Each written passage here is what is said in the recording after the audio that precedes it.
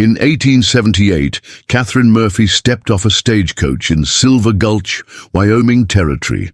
Her worldly possessions consisted of 2 threadbare suitcases and a collection of books bound with twine. She had traveled over 100 to 200 miles from New York to marry a man she knew only through months of correspondence. A man who, upon hearing her speak her mind openly at their first meeting, decided an opinionated wife was more trouble than he'd bargained for. In a time when women were expected to be demure and agreeable, Catherine found herself stranded in a frontier town where her education and outspoken nature were seen as flaws rather than virtues. Before we jump back in, tell us where you're tuning in from, and if this story touches you, make sure you're subscribed, because tomorrow I've saved something extra special for you. But destiny works in mysterious ways, bringing together souls who speak the same truth, even when they use different voices. This is the story of how a woman with too many words found her perfect match in a man who had none at all. The October wind sent golden aspen leaves swirling across Silver Gulch's main street as Catherine Murphy descended from the stagecoach. Her chestnut hair, once neatly pinned beneath her hat, had come loose during the final jarring leg of her journey, and she tucked wayward strands behind her ears with ink-stained fingers. 24 years old and unmarried, Catherine had long been considered a burden in her stepfather's Boston household, too educated, too opinionated, and far too willing to express her thoughts on matters ranging from politics to poetry. "You read too many books," her stepfather had complained regularly. "Men don't want to marry a walking encyclopedia who'll argue with them about tariffs over breakfast." When Catherine's longtime suitor had finally withdrawn his half-hearted courtship to marry her more compliant younger stepsister, her position in the household had become untenable. It was her mother who had suggested answering an advertisement for a wife placed by a merchant in Wyoming Territory. "The frontier needs strong women," her mother had whispered, pressing travel money into Catherine's hands. "Perhaps there your spirit won't be considered such a liability." 6 months of correspondence with Harold Blackwell, owner of Silver Gulch's largest general store, had culminated in a proposal and a one-way stagecoach ticket west. Catherine had been forthright about her education and interests in her letters, and Harold had responded with apparent enthusiasm for a lady of refinement and intellectual capacity to help elevate his standing in the growing community. Catherine scanned the small crowd gathered around the stagecoach, searching for the man who had described himself as of average height but substantial prosperity, with ambitions that stretch beyond our small settlement. Her gaze settled on a well-dressed man nervously twisting a gold watch chain, his round face flushed either from the autumn chill or anticipation. "Miss Murphy," he called, stepping forward with a tight smile. "Mr. Blackwell, I presume," she responded, extending her gloved hand. "How wonderful to finally make your acquaintance after so many months of correspondence." Harold Blackwell's handshake was brief and tentative, his eyes darting anxiously over her travel-worn appearance. He was shorter than Catherine had anticipated, his prosperity evident in his fine clothing rather than his stature. "You must be exhausted from your journey," he said, signaling to a boy to collect her luggage. "Let's get you settled at Mrs. Watson's boarding house. She's prepared a room for you until arrangements can be formalized." Catherine nodded, relieved at the prospect of washing away the dust of travel. "I confess I'm eager for a proper bath and meal. The cooking at the last stagecoach stop could generously be described as adventurous. The cook seemed to believe that anything edible improves with the addition of bacon grease, a culinary philosophy I found myself questioning with each subsequent meal." She laughed, a full-throated sound that caused several heads to turn in their direction. Harold's smile faltered. "Slightly. Yes, well, Frontier cooking can be rather basic, he murmured, leading her toward a modest two-story building a few doors down from what Catherine assumed was his general store. I've brought several cookbooks from New York, Catherine continued enthusiastically. I'm particularly fond of French techniques, though I imagine some ingredients might be difficult to source here. Perhaps we could expand your store's offerings to include more imported goods. I noticed during my journey that many settlers are desperate for tastes of home. Harold's pace slowed, and he gave her a sideways glance. You seem to have many ideas. Oh, I brim with them, Catherine said cheerfully. I've spent the entire journey contemplating how my experiences in the East might translate to opportunities here. For instance, I noticed the settlement lacks a proper school. In my letters, you mentioned there were several families with children. Perhaps establishing even a small educational program would serve as an enticement for more families to settle here, which would naturally increase your customer base. By the time they reached the boarding house steps, Harold's expression had shifted from nervous anticipation to growing concern. A plump, grey-haired woman emerged to greet them, her shrewd eyes taking in the situation with a single glance. Mrs. Watson, may I present Miss Catherine Murphy? Harold said formally. Miss Murphy, Mrs. Watson runs the finest, indeed the only boarding house in Silver Gulch. Pleased to meet you, dearie, Mrs. Watson said warmly. Come in, come in. I've hot water waiting and stew on the stove. Thank you for your kindness, Catherine replied. I'm looking forward to learning about Silver Gulch from a woman's perspective. Mr. Blackwell's letters were comprehensive regarding business matters, but somewhat lacking in details about daily life. Tell me, are there many women in town? Is there a ladies' aid society? I've brought several books that might form the foundation of a lending library. I've always believed access to literature is essential for a community's development. Mrs. Watson's eyebrows rose as she ushered Catherine inside, leaving Harold standing awkwardly on the porch. Mr. Blackwell, will you join us for supper? Mrs. Watson asked. I've made plenty. I have business to attend to, he replied hastily. I'll return tomorrow morning to show Miss Murphy around town. As Mrs. Watson showed Catherine to a small but clean room on the second floor, the older woman's expression was thoughtful. You're not what Harold expected, she said finally. Oh, and what did he expect? Someone quieter, I imagine, Mrs. Watson replied diplomatically.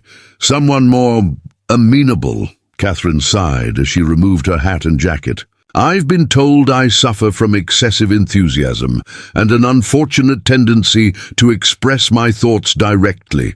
My stepfather claimed it was the result of too much education and not enough proper supervision. Mrs. Watson chuckled. Education is never excessive, dearie, but Silver Gulch is a small pond, and some of our fish are easily startled by ripples. After washing away the travel dust and changing into a fresh dress, Catherine joined Mrs. Watson and the boarding house's only other current resident, a graying federal land surveyor named Mr. Hammond, for supper. The meal was simple but hearty, and Catherine found herself detailing her journey and her hopes for life in Wyoming territory with unrestrained animation. The landscape here is magnificent, she enthused. So different from the crowded streets of New York. I've never seen such expansive skies. They make a person feel both insignificant and limitless simultaneously. I sketched several scenes during our stops, though they hardly do justice to the actual vistas. Mr. Hammond nodded approvingly. You have an artist's eye, Miss Murphy. Many newcomers see only the harshness of the territory, missing its particular beauty. And you, sir? What brought you to such a remote location? Catherine inquired. The Saadi government pays me to measure and document, he replied with a smile. But the space to breathe keeps me coming back. Cities are like corsets. They might provide structure, but they severely restrict natural movement. Catherine laughed appreciatively at the metaphor. A most apt comparison. Preparing and narrating this story took us a lot of time, so if you are enjoying it, subscribe to our channel. It means a lot to us now. Back to the story. Miss Murphy seems very well travelled and educated for a mail order. A bride, Mrs. Watson interrupted, giving Mr. Hammond a pointed look. I'm sure Mr. Blackwell considers himself fortunate.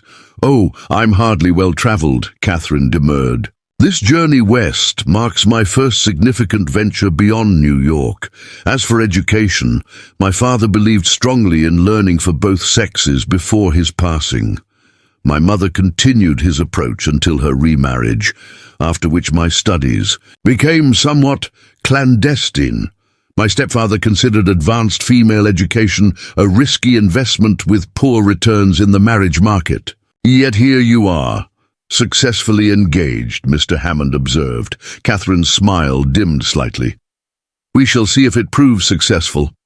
I detected some hesitation in Mr. Blackwell this afternoon. Nonsense, Mrs. Watson said briskly. He's simply overwhelmed. Men often are when confronted with competent women. Now, who would like apple pie? Later that evening, alone in her room, Catherine penned a letter to her mother describing her arrival in Silver Gulch.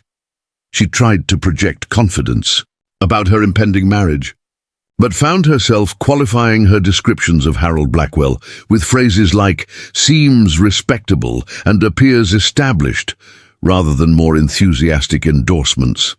She moved to the window, gazing out at the unfamiliar constellation of stars hanging above the silhouetted mountains. The settlement below was mostly dark, save for the saloon at the far end of the main street, its windows glowing with lamplight and muffled piano music floating on the night air. Well, Catherine, she whispered to herself, you've come too far to turn back now. The following morning, Harold Blackwell arrived at the boarding house precisely at 9 o'clock, his manner formal and somewhat distant as he proposed a tour of Silver Gulch. The town has grown considerably in the past 3 years, he explained, as they walked along the muddy main street. The silver mine brought the initial rush, but we're developing more sustainable enterprises now. Catherine nodded, genuinely interested. Diversification is essential for long-term stability. What businesses beyond the mine have taken root?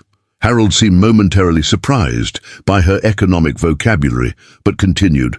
We have a sawmill by the creek, Brennigan's blacksmith shop, my general store, of course, 2 saloons, though the Red Garter is not appropriate for respectable ladies, a small hotel, and Dr. Wilson's medical practice. The assayer's office doubles as our bank, and we've just established postal service twice monthly. No school? Catherine asked, though she knew the answer from their correspondence. The minister's wife teaches basic letters and figures to the children in the church 3 mornings a week, Harold replied. We're not yet large enough to justify a dedicated schoolhouse or teacher. How many families currently reside here? 11 with children, plus about 30 single men working the mine or associated trades. Catherine's mind whirled with possibilities. That's certainly enough to warrant more formal education. Perhaps— Here we are, Harold interrupted, stopping before a well-constructed wooden building with a freshly painted sign proclaiming Blackwell's General Merchandise. My establishment, the largest store between Cheyenne and Salt Lake City. The store was indeed impressive, its shelves neatly stocked with everything from tools and hardware to fabrics and foodstuffs. A polished wooden counter ran along one side, with a roll-top desk positioned to allow supervision of the entire space. This is remarkable, Mr. Blackwell, Catherine said sincerely. You've created something substantial here. Harold's chest puffed slightly with pride. I have inventory arriving monthly by wagon train, and once the railroad spur is completed next year, I expect business will triple. Catherine moved through the store, examining merchandise and asking thoughtful questions about suppliers and customer preferences.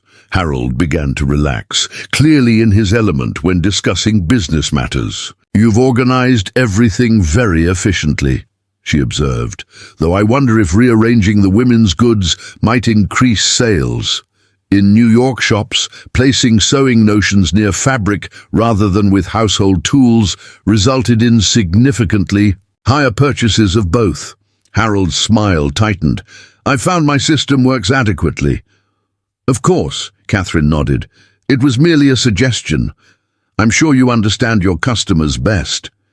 "Speaking of customers, I noticed several native women in town. Do they trade here as well?"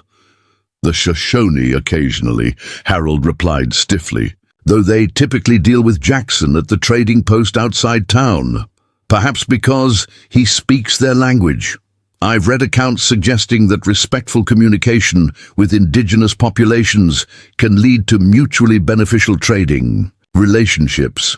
During our journey west, our stagecoach driver pointed out several plants used medicinally by native tribes that would likely fetch excellent prices back east if properly marketed." Harold stared at her, his expression unreadable.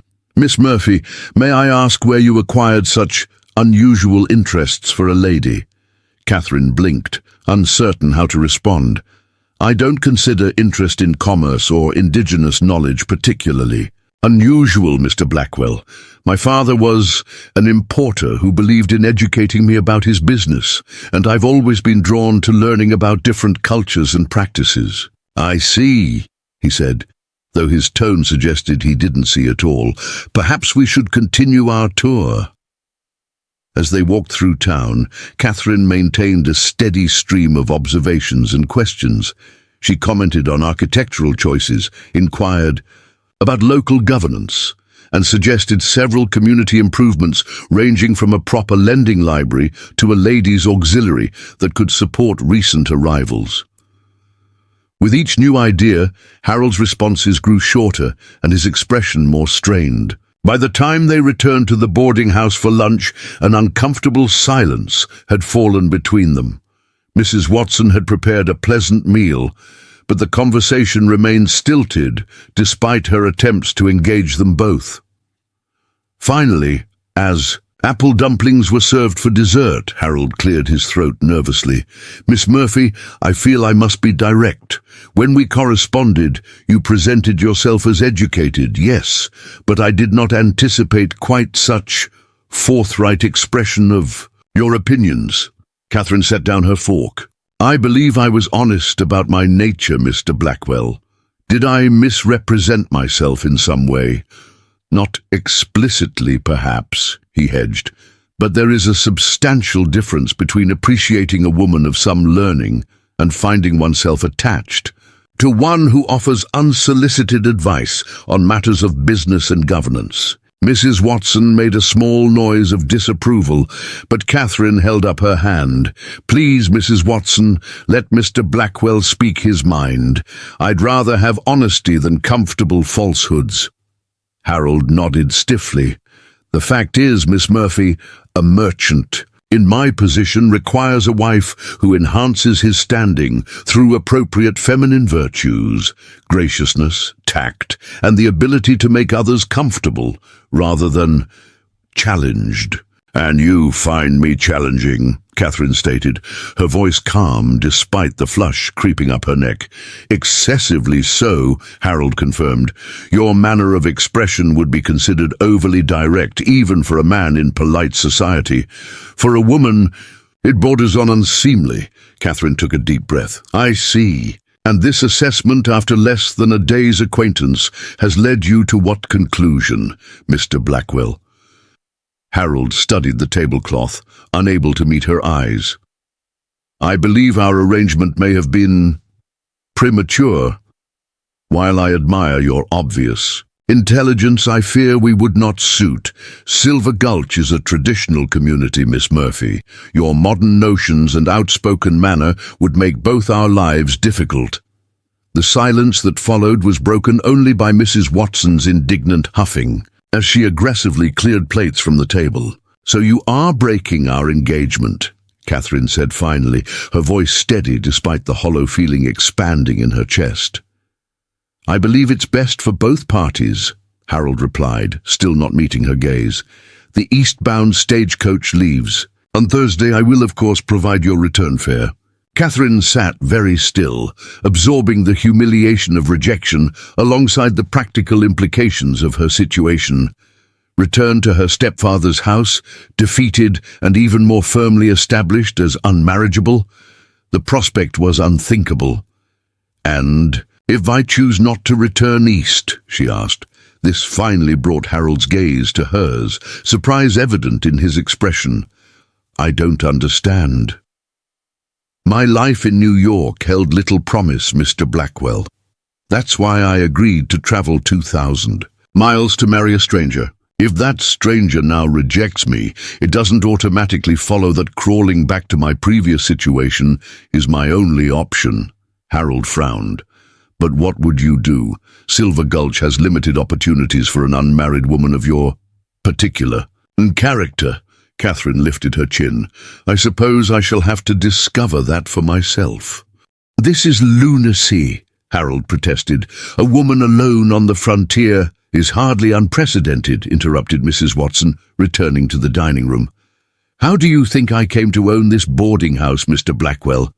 By waiting for a man to provide it? Some of us make our own way." Harold rose from the table, clearly uncomfortable with the turn of conversation. "I can see you need time to consider your situation rationally, Miss Murphy. We can discuss arrangements tomorrow when emotions are less involved." After he departed, Catherine remained at the table, staring at nothing as she processed the abrupt collapse of her plans. "Well," said Mrs. Watson, sitting down across from her, "he's a fool, but we already knew that." A surprised laugh escaped Catherine. "Did we? Any man who needs to order a wife from 2,000 miles away, when there are plenty of capable women within 100, has something wrong with him," Mrs. Watson declared. "In Harold's case, it's a terminal case of self-importance." Catherine smiled weakly. "Nevertheless, he's left me in quite a predicament." "Predicaments are just opportunities wearing uncomfortable shoes," Mrs. Watson replied, pouring them both fresh tea. "The question is, what will you do now, Miss Murphy?" Catherine considered the question carefully, turning the teacup in her hands. "I won't return east," she said finally. "There's nothing for me there but the same constraints and disappointments that drove me to leave. But I have no illusions about my prospects here either." "You have education," Mrs. Watson pointed out. "That's rare in these parts. Education that apparently makes me unsuitable as a wife. Perhaps, but potentially valuable in other capacities." Mrs. Watson studied her thoughtfully. "What can you do besides talk too much and read too many books?" Catherine laughed despite herself. "I write a fair hand. I can keep accounts. My father insisted I learn bookkeeping for his import business. I speak passable French and can play the piano adequately. I'm a decent artist, though nothing extraordinary." Mrs. Watson nodded. "And how are your funds?" "Limited," Catherine admitted.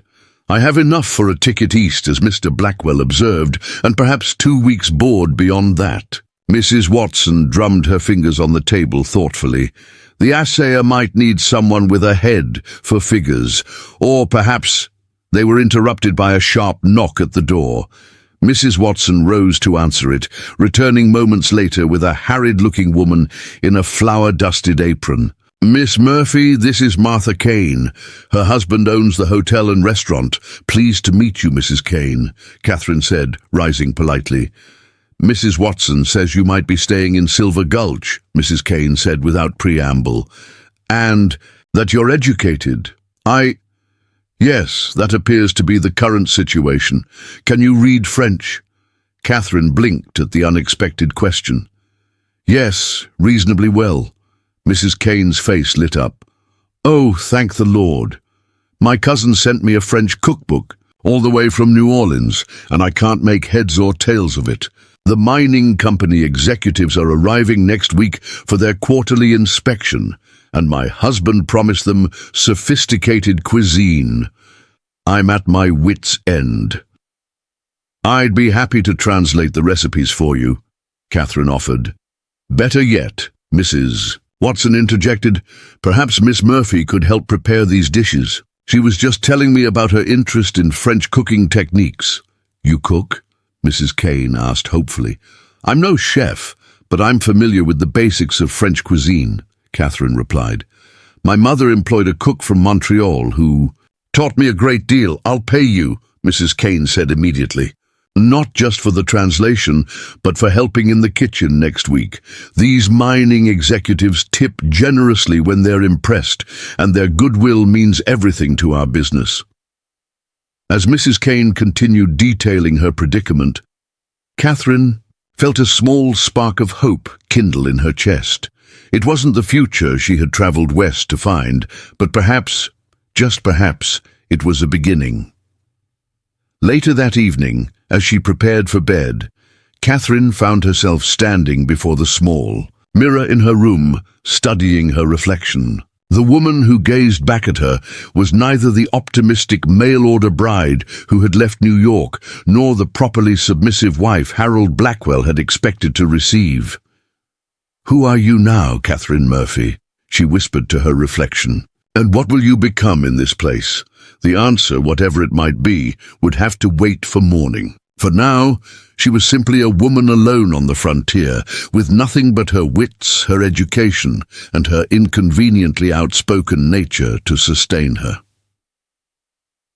2 weeks after Harold Blackwell's rejection, Catherine Murphy had established a precarious but functioning existence in Silver Gulch.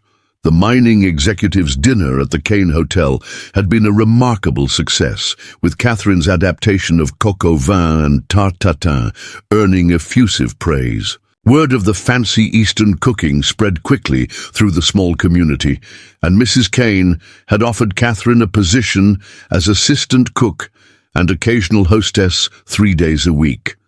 It wasn't enough to support her completely, but combined with helping Mr. Hammond organize his land survey notes 2 afternoons a week and giving rudimentary French lessons to the banker's wife on Saturdays, Catherine managed to secure her continued residence at Mrs. Watson's boarding house. "You're making quite a name for yourself," Mrs. Watson observed one evening as Catherine returned from the hotel kitchen, her hair escaping its pins and her hands smelling of garlic and herbs. "Though not everyone approves," Catherine sighed, sinking into a chair by the fire. "Mr. Blackwell, I presume?" "He's been suggesting to anyone who'll listen that your independent ways set a poor example for proper female behavior," Mrs. Watson confirmed. "Fortunately, most people in Silver Gulch care more about results than propriety. Your cooking has won over more influential supporters than Harold's gossip can deter." Catherine massaged her temples, where a headache had been building all afternoon. "I'm grateful for the work, truly, but translating recipes and teaching basic French phrases hardly utilizes my full capabilities." "Patience, dear," Mrs. Watson counseled. "Silver Gulch is still finding its identity. So are you." Catherine nodded absently, her mind already drifting to more pressing concerns. The stagecoach had brought mail that morning, including a terse letter from her stepfather informing her that since she had chosen to abandon her family and responsibilities, her few remaining possessions had been donated to charity. The letter's final paragraph noted that her mother was greatly distressed by your impulsive behavior, but prohibited from corresponding with her wayward daughter. The crushing finality of the letter had hovered over Catherine all day. Silver Gulch was now her only option, a realization both terrifying and strangely liberating. "The widow Spencer asked about you today," Mrs. Watson mentioned, interrupting Catherine's thoughts. "Her arthritis is acting up something fierce with the weather changing, and she's struggling to keep up with her correspondence." "Correspondence?" Catherine asked, curious despite her fatigue. She manages the mail for half the ranches in the county, Mrs. Watson explained.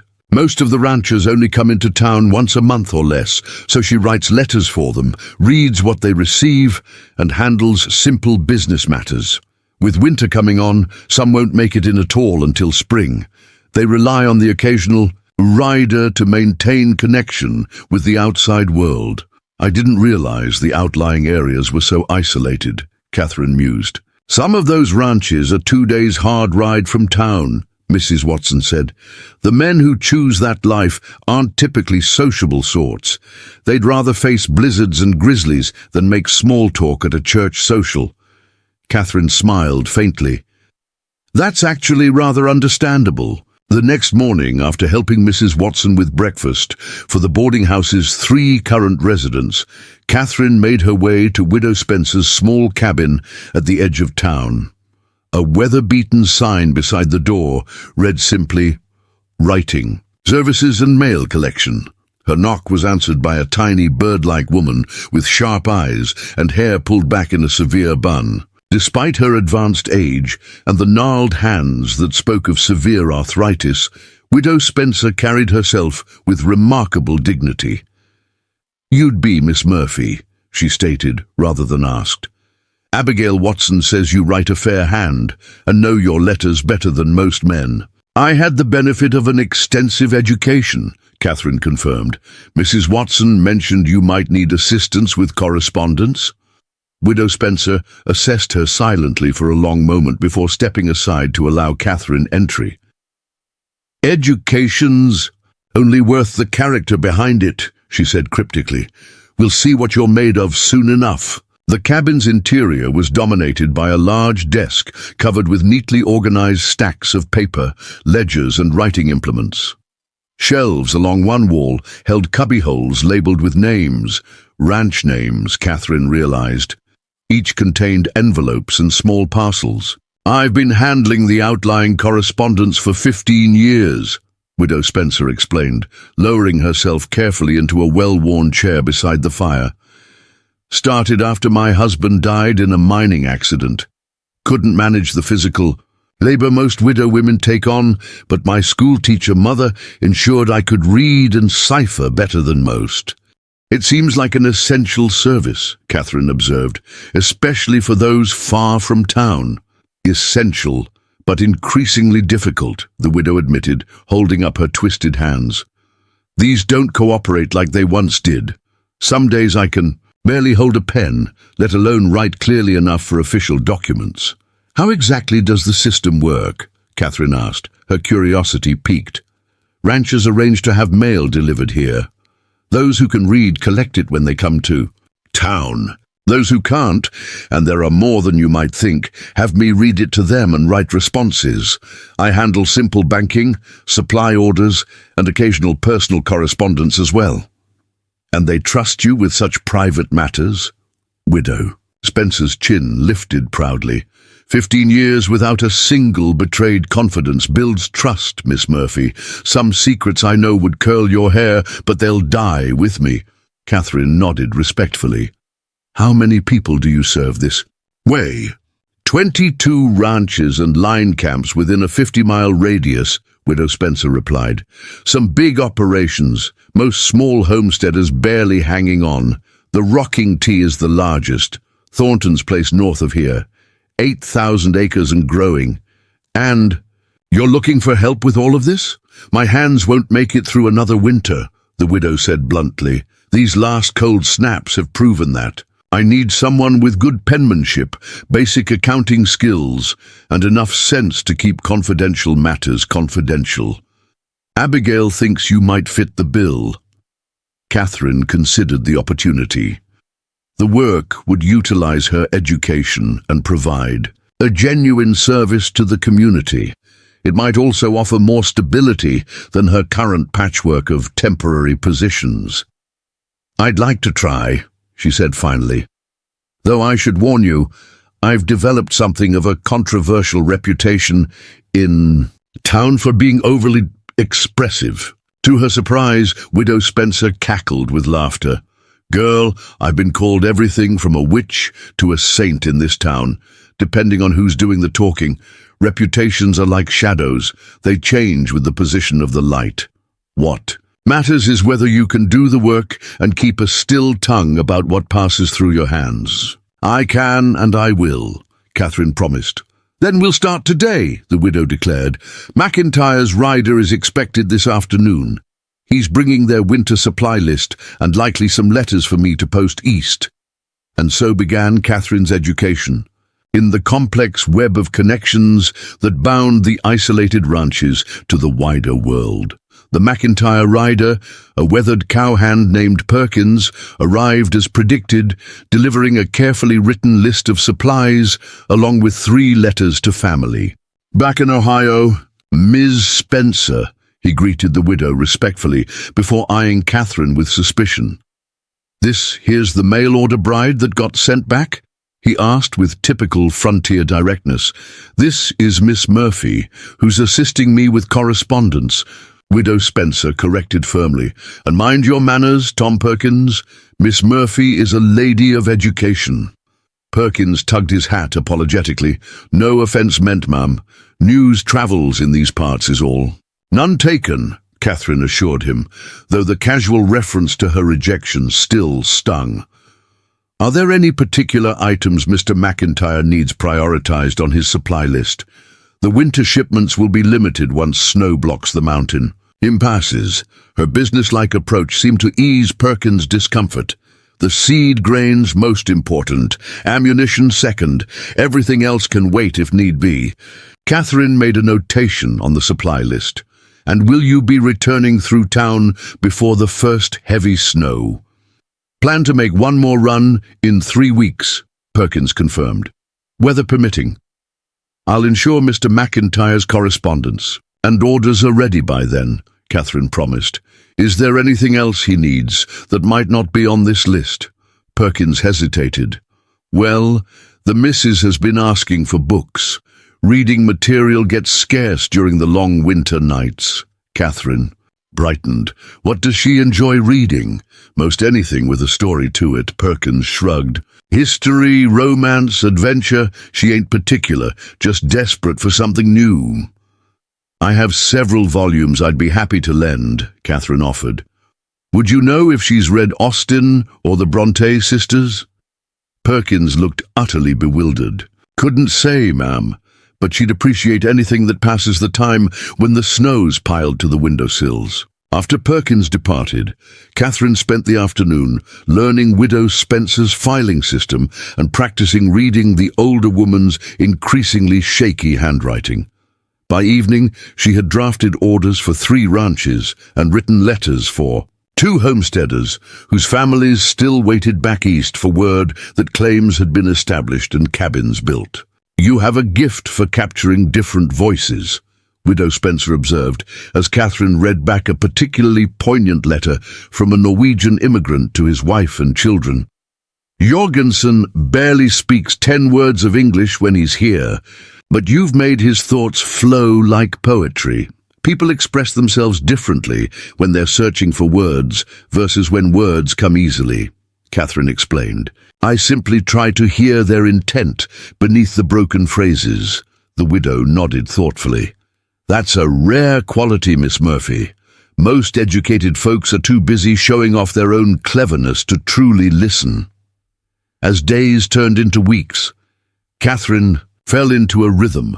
Mornings at Widow Spencer's cabin, handling correspondence, afternoons split between the hotel kitchen and Mr. Hammond's survey notes, and evenings planning simple French lessons for the banker's wife. The work wasn't what she had imagined for herself, but it engaged her mind and provided enough income to secure her room at the boarding house. Music shifts subtly, introducing a new theme, when the first significant snowfall blanketed Silver Gulch. In early November, Catherine was alone in Widow Spencer's cabin.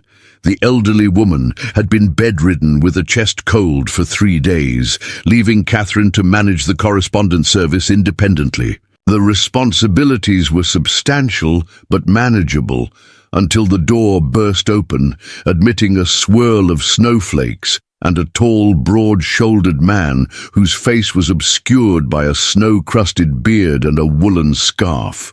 "Widow Spencer," he called, his voice rough as if rarely used. When he spotted Catherine at the desk, confusion crossed his features. He pulled down the scarf, revealing a strong jawline and intense grey eyes beneath dark brows. "Widow Spencer is ill," Catherine explained, rising from her chair. "I'm Catherine Murphy. I've been assisting her with the correspondence service." The man frowned, clearly disconcerted by this change in routine. He glanced around the cabin as if Widow Spencer might be hiding somewhere. "She's at her sister's house across town," Catherine added. "She asked me to manage things in her absence. May I help you?" The stranger hesitated, then reached into his coat and withdrew a folded paper and a small pouch that clinked with coins. He placed both on the desk without speaking. "You need to send a letter," Catherine guessed. When the man nodded, she continued, "Do you want me to write it for you, or did you bring it already written?" The man gestured to the folded paper, then pointed to himself and made a writing motion with his hand. "You wrote it yourself," Catherine interpreted. "Excellent. And the funds are for posting?" Another nod. "May I confirm the address to ensure it reaches its destination?" Catherine asked, reaching for the folded paper. The man's hand shot out, covering the letter protectively. His expression wasn't hostile, but deeply guarded. "I understand," Catherine said, withdrawing her hand. "It's private correspondence. I only need to see the address for posting purposes, but if you prefer, you can simply tell me where it's going." The man hesitated, then made a series of gestures Catherine didn't understand. When he saw her confusion, frustration flickered across his face.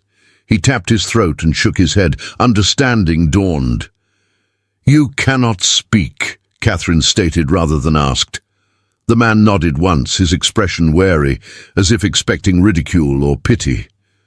She received similar looks when people discovered her outspoken nature, as if she were somehow broken or defective for not conforming to expectations. The parallel struck her forcefully. "Do you read lips?" she asked clearly, facing him directly.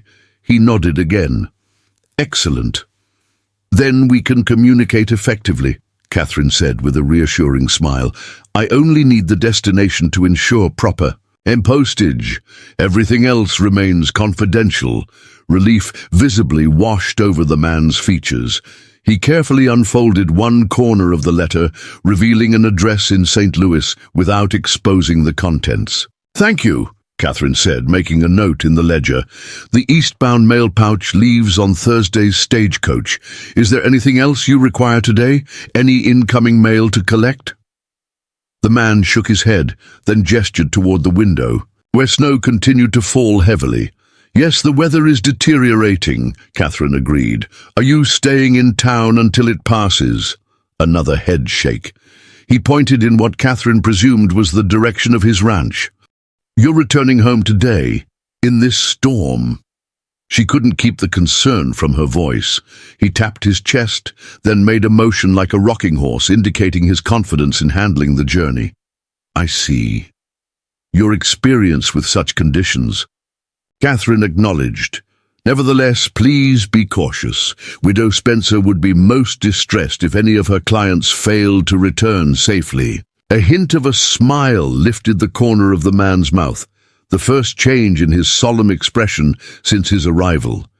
He nodded once more, pulled his scarf back over his face, and turned toward the door. "Wait," Catherine called. "I don't know. Your name for the ledger." The man hesitated, then moved to the desk where a thin layer of dust had accumulated on one corner.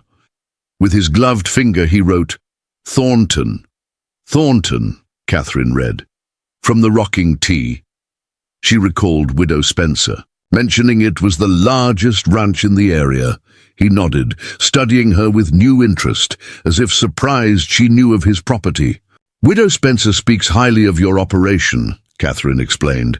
"She mentioned you've expanded significantly in recent years." Thornton's eyebrows rose slightly, but he made no other response before turning again to leave. At the door, he paused, looking back at Catherine with an expression she couldn't quite interpret, curiosity perhaps, or reassessment. Then he was gone, leaving only melting snow on the floorboards and his letter on the desk as evidence of his visit. Catherine sat down, unexpectedly unsettled by the encounter. There had been something compelling about the silent rancher, a forthrightness in his grey eyes that contrasted sharply with the guarded politeness she'd encountered from most men in Silver Gulch. She examined the letter without unfolding it, noting the careful, precise handwriting on the envelope, not the rough scrawl she might have expected from a frontier rancher, but the measured script of an educated man. The contradiction intrigued her, as did his method of communication, direct and efficient, without the excess verbiage most people employed. When Widow Spencer returned to her duties 3 days later, Catherine mentioned Thornton's visit. "Jackson, Thornton came himself," the older woman asked, surprised. "He usually sends one of his ranch hands." "He didn't give a first name," Catherine replied. "Tall man, dark hair, grey eyes, unable to speak."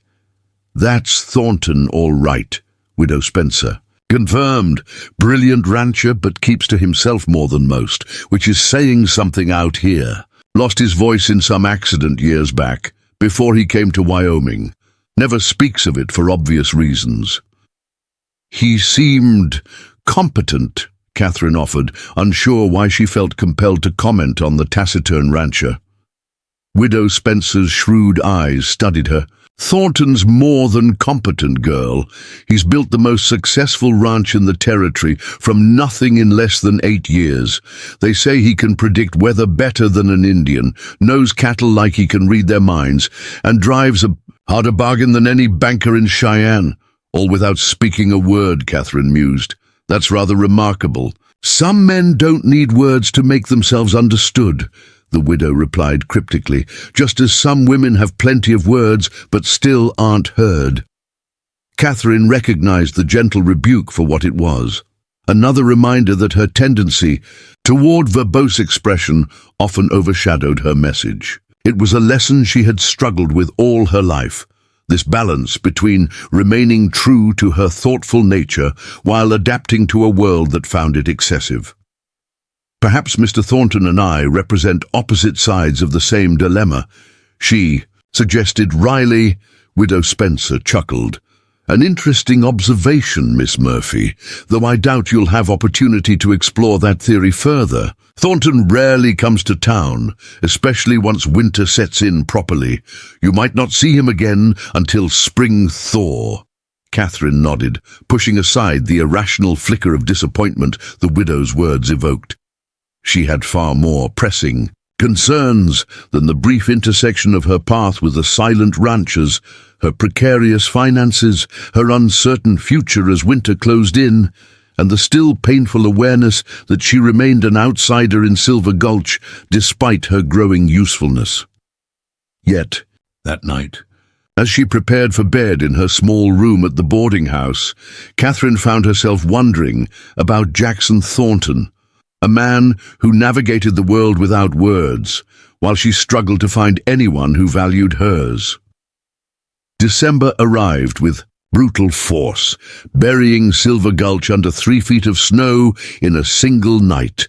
The temperature plummeted, freezing the creek solid and transforming the main street into a treacherous expanse of rutted ice. The stagecoach schedule, already reduced to once weekly, was suspended indefinitely until the mountain passes cleared. For Catherine, the isolation brought unexpected opportunity.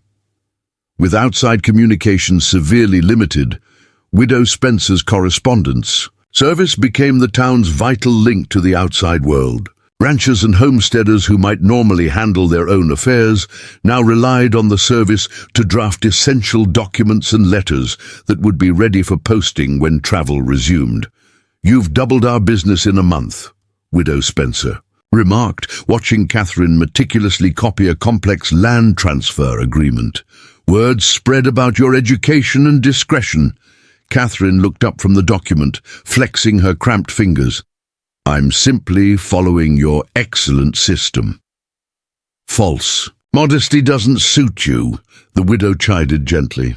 Your penmanship is superior to mine even in my prime, and you have a knack for translating legal jargon into comprehensible English. The miners especially appreciate that. Catherine smiled, acknowledging the compliment. I find the work satisfying. There's something meaningful about helping people communicate their needs and intentions clearly. Particularly for those who struggle to do so themselves, Widow Spencer added pointedly. Catherine felt her cheeks warm, understanding the reference to Jackson Thornton. Though she hadn't seen the rancher since their brief encounter in November, his letter had been posted as promised, and Widow Spencer occasionally mentioned news of the rocking tea that filtered into town through various channels. The bell above the door jingled, interrupting their conversation.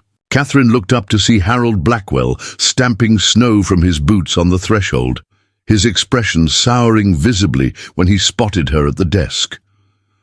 Mr. Blackwell, Widow Spencer greeted coolly. What brings you to my establishment? Surely, not the pleasure of my company. Harold adjusted his spectacles nervously. Business matters, Mrs. Spencer. I've received notification that the railroad survey will resume in spring. Property owners along the proposed route need to file certain declarations before construction begins. And this concerns me how? The widow inquired. The documents require precise copying and filing, Harold explained, still avoiding Catherine's gaze. As town council chairman, I'm responsible for ensuring all affected parties complete the necessary paperwork correctly. I see, Widow Spencer said. And you wish to engage our services for this task? Harold cleared his throat uncomfortably. The council has authorized funds to compensate you appropriately. Widow Spencer glanced at Catherine with a raised eyebrow. Miss Murphy handles most of our document preparation now. Her legal hand is exceptional. Harold finally looked directly at Catherine, his expression a mixture of distaste and resignation. If that's the case, I suppose it will have to do. These are the templates and guidelines. He placed a folder on the desk. We need 12 copies, with space for signatures and notarization. Catherine opened the folder, scanning the documents quickly. These seem straightforward enough. When do you need them completed? By month's end, Harold replied stiffly. That won't be a problem, Catherine assured him, maintaining professional courtesy despite the lingering humiliation of their last significant interaction. Will there be anything else, Mr. Blackwell? That's all, he said, clearly eager to conclude their interaction. Good day, Mrs. Spencer. He nodded curtly and departed without acknowledging Catherine further. Still nursing his wounded pride, I see, Widow Spencer observed after the door closed. Apparently, Catherine agreed, examining the documents more carefully. Though he's willing to set it aside for practical necessities, that's something, I suppose. Men like Harold operate on calculations of advantage, the widow said wisely. He's recognized your skills outweigh his discomfort. It's not respect, but it's a form of acknowledgement. Catherine nodded, noting privately that even this grudging acknowledgement represented progress from her first disastrous days in Silver Gulch. She had begun to carve a place for herself, not the one she had expected, but perhaps a more authentic one than she might have found as Harold Blackwell's decorative wife. The sound of horses outside drew their attention. Catherine moved to the frost-covered window, wiping a clear spot with her sleeve. Through the small opening, she could see several riders dismounting in front of the general store across the street. Ranchers coming in for supplies, Widow Spencer commented.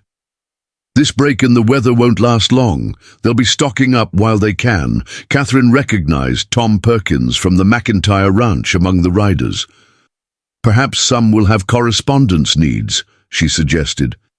Should I put on more coffee? Good thinking, the widow agreed. Nothing encourages business like hot coffee on a cold day. They had just set the pot to boil when the door opened again, admitting a blast of frigid air followed by Tom Perkins and another cowhand Catherine didn't recognize. "Miss Spencer," Perkins greeted, removing his hat. "Miss Murphy, good to see you both in health." "Mr. Perkins," Catherine acknowledged.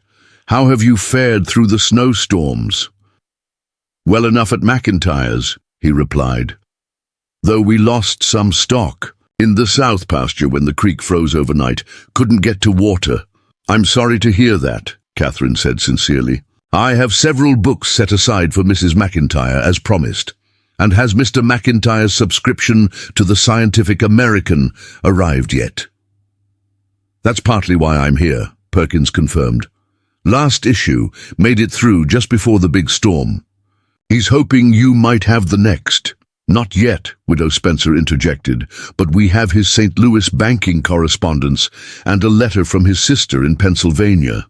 While Widow Spencer gathered the McIntyre mail, Catherine offered the men coffee, which they accepted gratefully. As they warmed their hands on the mugs, the unfamiliar cowhand studied Catherine with undisguised curiosity. "You're the mail-order bride that got sent back," he stated bluntly. Catherine stiffened but maintained her composure. "I am Catherine Murphy, yes. I assist Mrs. Spencer with correspondence services." "No offense meant," the man said quickly. "Just surprised you stayed on. Most women would have hightailed it back east." "Most women aren't, Catherine," Perkins commented unexpectedly. "McIntyre says she writes better business letters than any Boston lawyer he ever hired." Catherine blinked, startled by the compliment. "Mr. McIntyre said that?" "Sure did," Perkins nodded. "After you drafted that agreement with the cattle broker in Denver. Said it saved him nearly $300 with those precise terms you suggested." A warm sense of satisfaction spread through Catherine's chest. Her education and articulate nature, the very qualities that had made her unsuitable as Harold's wife, were proving valuable in ways she hadn't anticipated. "Well," she said, uncharacteristically at a loss for words, "please convey my appreciation for his confidence." The bell jingled again, and Catherine turned to greet the new arrival.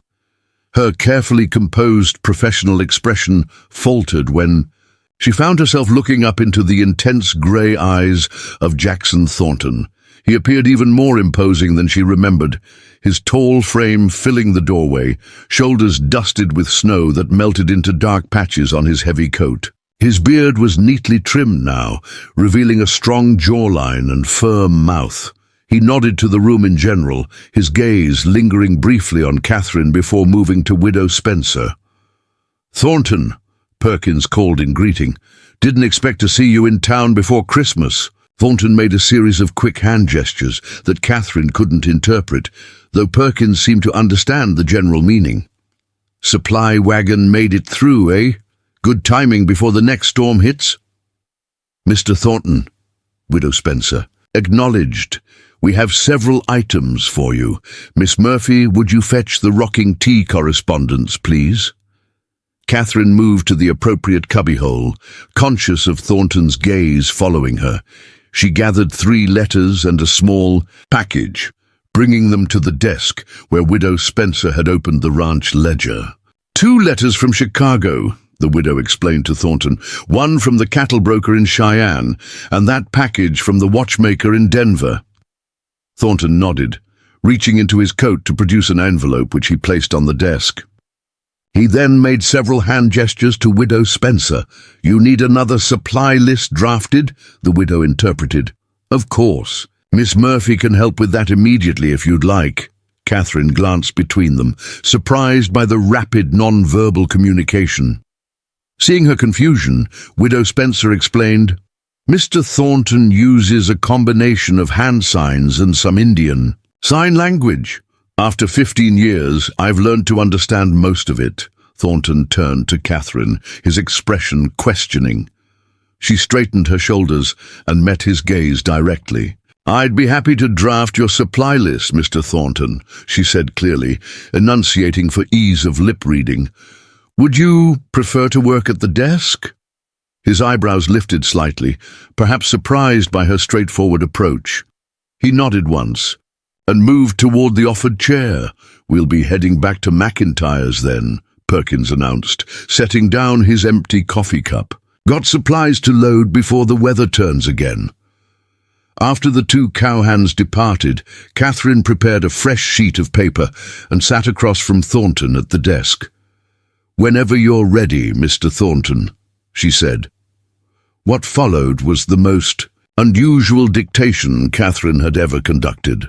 Through a combination of written words, rough sketches, and hand gestures, Thornton communicated a comprehensive list of supplies needed for the Rocking T's winter operations. Catherine asked clarifying questions when necessary, which he answered through the same methods or by writing brief responses. Despite the unconventional communication, the process moved efficiently. Catherine was struck by Thornton's precise thinking, each item carefully considered, quantities exact, alternatives noted in case certain supplies weren't available. His intelligence was evident in the detailed instructions he provided for specialized equipment and the thoughtful contingency planning built into his requests. As she drafted the final document, Catherine found herself commenting on his thoroughness. "You've anticipated potential problems with remarkable foresight," she observed. "Most people approach supply planning far more haphazardly." Thornton wrote on a scrap of paper, "Winter forgives no oversights." "A succinct truth," Catherine agreed, "though one that applies to more than just Wyoming winters." He studied her with renewed interest, then wrote, "Your own planning brought you here." The question was unexpected and surprisingly perceptive. Catherine paused in her writing, considering her response. "Quite the opposite, I'm afraid. Insufficient planning and excessive optimism led me to Silver Gulch. I'm improvising my survival now." Thornton's expression remained impassive, but he nodded slowly, as if her answer confirmed something he had already suspected. He wrote again, "Yet you stayed when rejected. Shows character." Catherine felt a flush of pleasure at the simple assessment. "Thank you. Though necessity played a larger role than character, I suspect." He shook his head firmly, then wrote, "Many would have fled. Easier path." "I've never been particularly adept at taking the easier path," Catherine admitted with a wry smile. "Much to my family's ongoing dismay." Something that might have been amusement flickered in Thornton's grey eyes. He gestured toward her, then to the papers on the desk, and finally made a motion of speaking with his hand. Understanding his meaning, Catherine nodded. "Yes, I've always been rather verbose. My stepfather claimed I exhausted listeners with my excessive articulation of unnecessary observations. Mr. Blackwell rejected me as a potential wife for similar reasons." Thornton frowned at the mention of Harold Blackwell, then wrote, "His loss. Clear expression is valuable." The simple statement, coming from a man who had lost the ability to speak at all, carried particular weight. Catherine felt a sudden, unexpected kinship with this taciturn rancher who communicated more authentically through his careful gestures and written words than many did with endless, empty chatter. "How do you manage a ranch of your size without speaking?" she asked, curiosity overcoming propriety. "Surely giving instructions to ranch hands requires extensive communication." Rather than taking offense at the personal question, Thornton seemed to appreciate her direct approach. He wrote, "Methods adapt, hand signs, whistles for distances. Good men learn to watch, not just listen." "You've developed your own language," Catherine realized, "one specific to the needs and conditions of your ranch." He nodded, a hint of pride in his expression. Then he wrote, "World has too many words, too little meaning. I learned efficiency from necessity. A lesson I'm still struggling to master," Catherine acknowledged. "I tend to use paragraphs where sentences would suffice." Thornton wrote again, "Different challenges, same goal. To be understood." The insight struck Catherine forcefully. While her struggle had always been to condense her thoughts into acceptable portions, his was to convey complex ideas without speech. Different paths leading to the same destination, authentic communication. Their unexpected philosophical exchange was interrupted by Widow Spencer returning from an errand to the post office. "Supply list coming along?" she inquired, hanging her shawl by the door. "Just finished," Catherine confirmed, setting aside the surprising connection she had felt with the silent rancher. "I've made 2 copies, one for Mr. Thornton's records and one for the general store." Thornton rose, gathering his correspondence and the completed supply lists. He nodded to Widow Spencer, then turned to Catherine with a thoughtful expression. After a moment's hesitation, he pulled a small notebook from his pocket, wrote something, tore out the page, and handed it to her. "Thank you for your clarity." Refreshing, such a simple sentiment, yet Catherine found herself treasuring it as if he had presented her with a rare compliment. In a way, perhaps he had. "You're welcome, Mr. Thornton," she replied. "It was a pleasure to assist you." He held her gaze for a moment longer than necessary, then nodded once more and departed, leaving Catherine with the strange sensation that something significant had just transpired beneath the surface of their mundane interaction. "Well," Widow Spencer said, her tone suspiciously casual, "that's the most I've ever seen Jackson Thornton write for anyone." Catherine carefully folded the note and tucked it into her pocket. "He's remarkably articulate for someone who doesn't speak." "Perhaps," the widow suggested, "he recognized in you someone who would truly listen to what he had to say, rather than simply noting his silence." Before Catherine could explore that possibility further, the door opened again, admitting the banker's wife for her regular French lesson. The moment to analyze her curious interaction with the silent rancher passed, but the note in her pocket remained. Tangible evidence that someone in Silver Gulch valued her words rather than finding them excessive. That evening, as heavy snow began falling once more, Catherine sat by the window in her boarding house room, composing a letter to her mother that would likely never be sent. In it, she described her emerging life in Silver Gulch with surprising honesty. The challenges, disappointments, and unexpected small victories. When she came to her interaction with Jackson Thornton, her pen hesitated. "I met a man today who communicates more effectively without speaking than most manage with full command of language. He made me consider that perhaps my tendency toward verbose expression isn't inherently flawed, but simply requires the right audience, one that values substance over expected form. It's a comforting thought in a world that has consistently suggested I should reduce myself to more palatable portions." Catherine folded the unsendable letter and placed it in her small writing desk. Outside, the snow continued to fall, isolating Silver Gulch further from the outside world. Yet somehow, Catherine felt less alone than she had in months. January brought relentless blizzards that transformed Silver Gulch into an isolated island in a sea of white. For 3 weeks, no stagecoach arrived or departed. Supply wagons from the south failed to appear. The town turned inward, conserving resources and waiting for the weather to break. In this enforced isolation, Catherine found herself increasingly embedded in the community's fabric. When the schoolteacher fell ill with influenza, the town council reluctantly asked Catherine to serve as a temporary replacement. Harold Blackwell had delivered the request himself, his expression suggesting he'd swallowed something bitter. "It's a temporary measure only," he emphasized, "until Miss Wilson recovers." "Of course," Catherine replied evenly. "I'm happy to assist the community in whatever way I can." The schoolhouse was a single room with rough-hewn benches, a pot-bellied stove, and 26 children ranging from 5 to 16 years of age. Their regular education had consisted primarily of basic reading, simple arithmetic, and Bible studies. Catherine, with her broader education, introduced elements of geography, natural science, and literature that transformed the dreary winter days into adventures of the mind. "Miss Murphy," asked 10-year-old Emma Davidson during the second week, "is it true you came here to marry Mr. Blackwell and he sent you away for talking too much?" A hush fell over the classroom as all eyes turned to Catherine.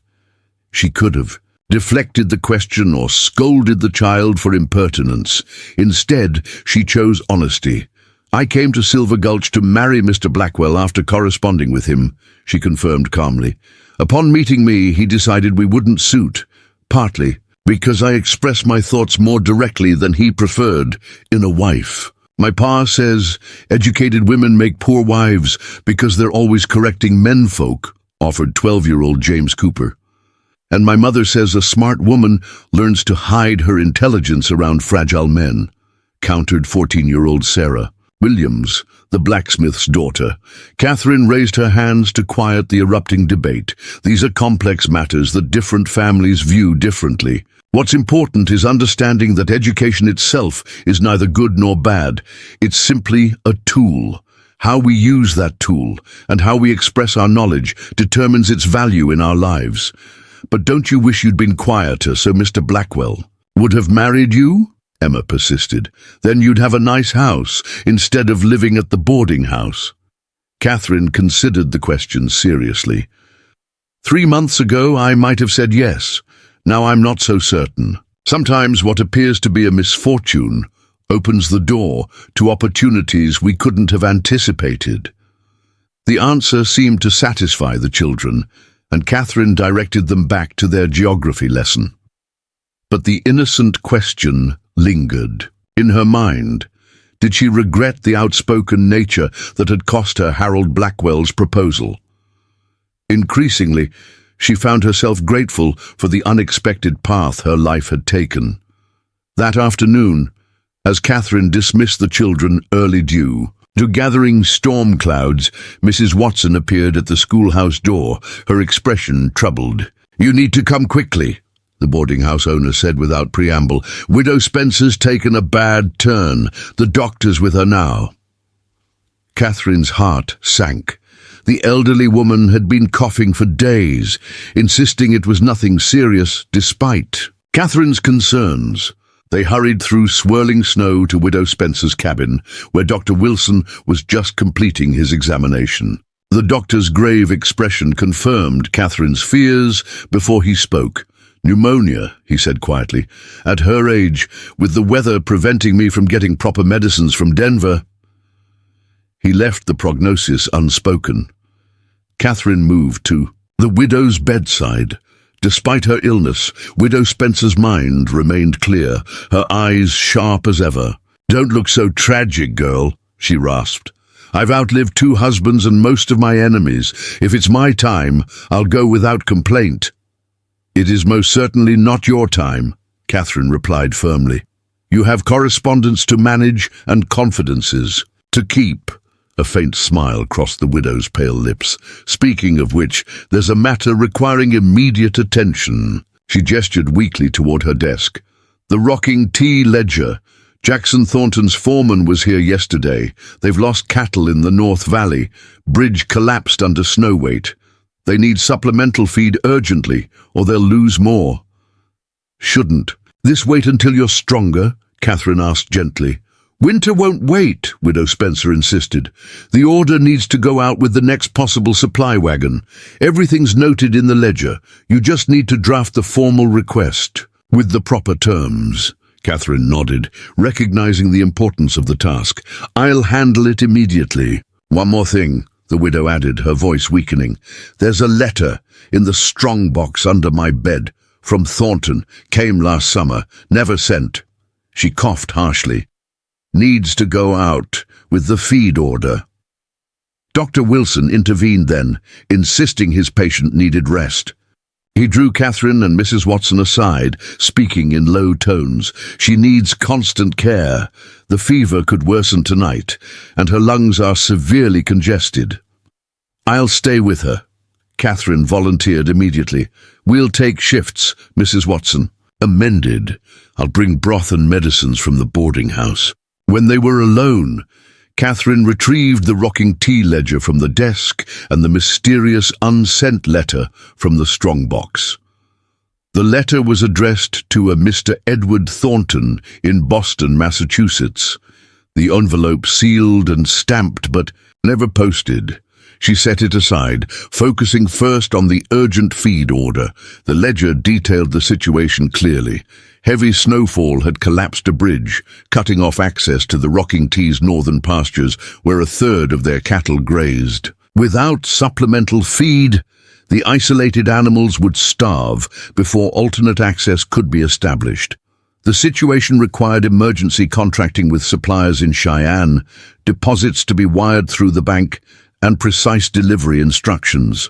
Catherine worked through the evening, drafting the necessary documents, while Mrs. Watson tended to Widow Spencer. By midnight, the order was complete, requiring only the banker's authorization to wire funds when weather permitted. As Catherine sealed the envelope containing the documents, her gaze fell on Thornton's unsent letter. Widow Spencer had been unusually insistent about it being sent now. Why had she held it for months, and why send it now when she was so ill? The following morning, Catherine took the feed order to the bank as soon as it opened. The banker reviewed the documents, impressed with their thoroughness. "This is excellent work, Miss Murphy. Very precise terms that protect the Rocking T's interests while ensuring prompt delivery. Thornton's lucky to have this processed so efficiently with the widow indisposed. It's a dire situation," Catherine explained. "They could lose significant stock without intervention."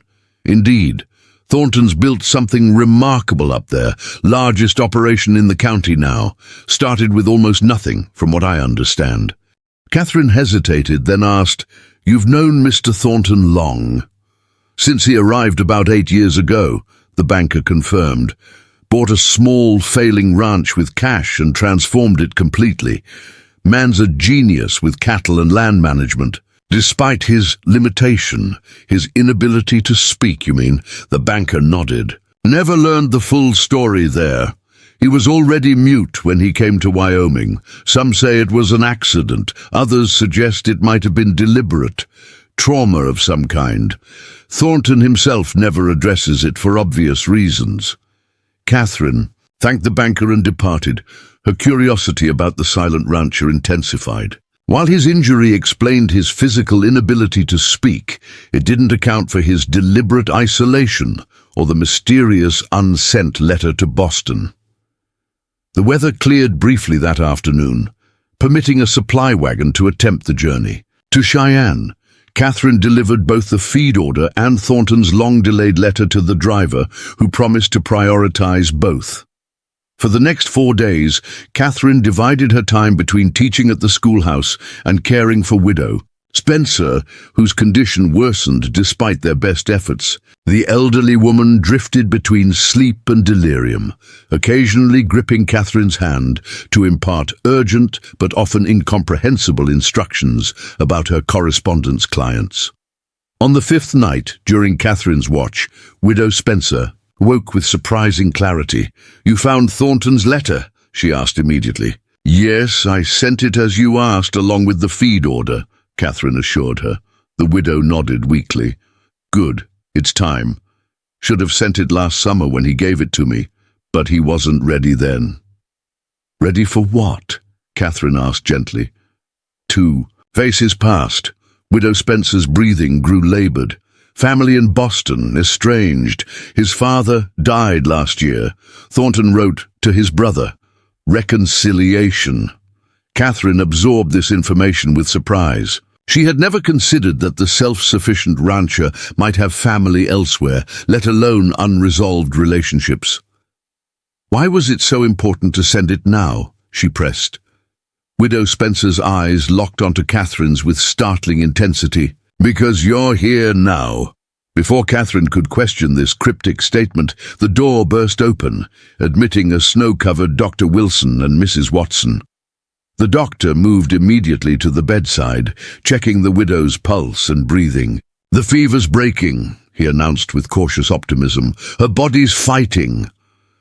Over the next 2 days, Widow Spencer's condition gradually improved. By the end of the week, she was sitting up in bed, still weak, but clearly on the path to recovery.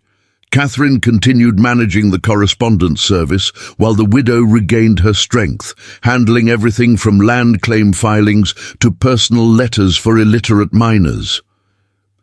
It was during this period that Silver Gulch received unexpected visitors. Catherine was alone in the cabin, organizing mail that had finally arrived with the first stagecoach in nearly a month, when a commotion in the street drew her attention. Through the frost-edged window, she saw 3 men on horseback outside the hotel, strangers by their appearance and well-dressed despite their travel-worn state. Something about their bearing suggested they were not typical frontier travelers. Her curiosity was satisfied an hour later when the bell above the door jangled and 2 of the strangers entered, stamping snow from their boots. The older man, silver-haired, and distinguished in a way that immediately spoke of Eastern wealth, surveyed the cabin with barely concealed disdain. His younger companion, perhaps 30 with similar patrician features, seemed more curious than judgmental.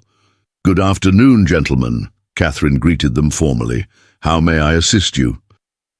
"We're looking for information regarding a local property owner," the older man stated without preamble. "I understand this establishment handles correspondence for outlying ranches." "That's correct," Catherine confirmed, "though any specific information about our clients would be confidential, of course." The younger man stepped forward. "Please forgive our directness. We've traveled a considerable distance in difficult conditions. We're trying to locate the Rocking Tea Ranch and its owner, Jackson Thornton." Catherine maintained her professional composure despite her surprise. "May I ask your connection to Mr. Thornton?" The 2 men exchanged glances before the younger one replied, "I'm Edward Thornton. Jackson is my brother. This is our uncle, William Thornton." The revelation stunned Catherine into momentary silence. These elegant Easterners were Jackson Thornton's family, the recipients of the long-delayed letter. "I see," she said finally. "The Rocking Tea is approximately 20 miles north of town. However, the roads have been nearly impassable due to recent storms." "We're aware of the challenges," Edward Thornton said, "but our business is urgent. Is there someone who could guide us to the ranch?" "That might be arranged through the livery stable," Catherine suggested, "though I should warn you, Mr. Thornton rarely welcomes uninvited visitors." "He invited us," the uncle stated coldly, producing a letter from his coat pocket. "After 8 years of silence, my nephew suddenly decides to acknowledge his family obligations. We've come to ensure he fulfills them." The hostility in the older man's tone alarmed Catherine. "Mr. Thornton runs a large, successful ranch," she said carefully. "I'm sure any business matters could be handled through proper legal channels rather than a hazardous winter journey." Edward Thornton studied Catherine with new interest. "You speak of my brother with notable familiarity. Are you acquainted with him personally?" "I've assisted with his correspondence needs," Catherine answered truthfully, though the description hardly captured the connection she had begun to feel with the silent rancher. "In Widow Spencer's absence due to illness." "I see," Edward replied, thoughtfully. "Then perhaps you can enlighten us. Is my brother's condition unchanged?" "If you're referring to his inability to speak, then yes," Catherine confirmed, "though he communicates quite effectively through other means." The uncle made a dismissive noise, a convenient affliction that allowed him to abandon his responsibilities. "Tell me, Miss Murphy, Catherine Murphy. Miss Murphy, are you aware that my nephew is the rightful heir to one of Boston's largest shipping companies? That his self-imposed exile has left family obligations unfulfilled for nearly a decade?" Catherine's surprise must have shown on her face because Edward quickly intervened. "Uncle, these are hardly matters to discuss with strangers. Miss Murphy, we appreciate your information, We'll inquire at the livery stable as you suggested." After they departed, Catherine stood motionless, processing this unexpected revelation. Jackson Thornton, the solitary rancher who communicated through gestures and written notes, was actually the heir to a Boston fortune. Had he deliberately chosen isolation in Wyoming over wealth and position in the East?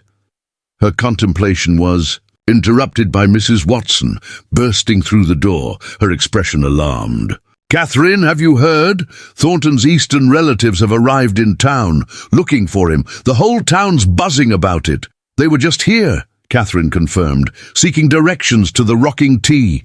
Mrs. Watson's eyes widened. Lord have mercy. After all this time, what could they want? "To bring him back to Boston, from what I gathered," Catherine replied, though they didn't state it explicitly. "That explains why the third man was asking about property laws and transfer of ownership at the bank," Mrs. Watson said. "They're not just visiting, they're planning to take him back east." The realization struck Catherine with unexpected force. The prospect of Jackson Thornton leaving Wyoming created a hollow feeling in her chest that she wasn't prepared to examine too closely. "Surely they can't force him to go," she protested. "He's a grown man with established property." "Money and power have ways of achieving their aims," Mrs. Watson replied grimly, "especially with family claims involved."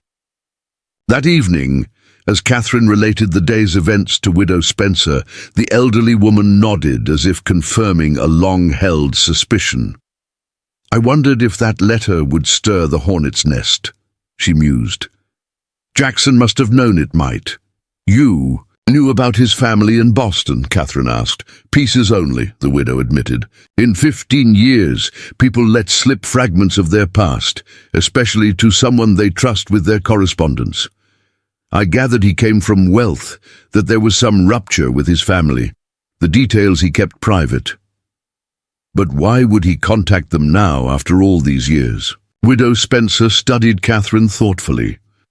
"Perhaps he finally has something worth defending, or someone." The implication hung in the air between them, neither acknowledging it directly.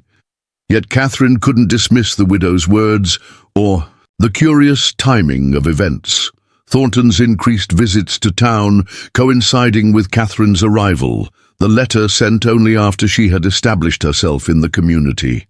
"What will happen now?" she asked quietly. "That," Widow Spencer replied, "depends largely on what Jackson truly wants, and whether he's willing to fight for it." As if summoned by their conversation, the cabin door opened, admitting a snow-dusted Jackson Thornton. His expression was grim, his grey eyes stormy as they met Catherine's. Without preamble, he strode to the desk and wrote rapidly on a sheet of paper, "My family is here." "You've met them?" Catherine nodded.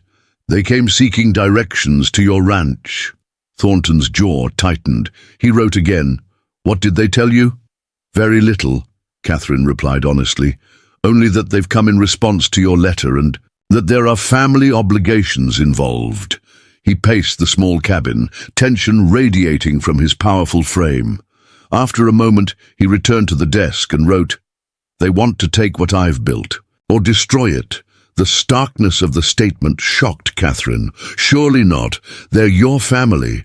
Thornton's expression darkened further. He wrote, "Family in name only. Haven't been more in nearly a decade. What will you do?" Catherine asked softly. He stared at her, conflict evident in his eyes. Then he wrote, "Defend what matters. Need your help." "My help? How could I possibly—" He interrupted her with another note. "You understand legal language. Need documents prepared. To protect the ranch. Tonight." Catherine glanced at Widow Spencer, who nodded encouragingly. "Whatever you need, Mr. Thornton. I'll help however I can."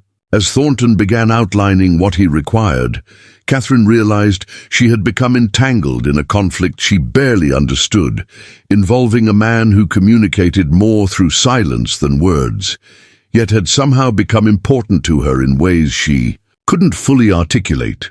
Whatever storm was brewing between Jackson Thornton and his Boston relations, she had just positioned herself squarely in its path. Dawn found Catherine at Widow Spencer's desk, eyes burning from hours of focused work.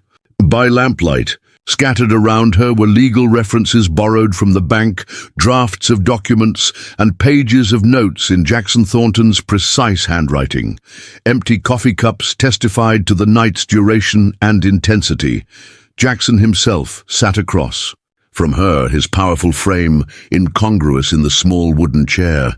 Despite the hour and circumstances, his attention never wavered as they worked through the complex legal protections he sought to establish.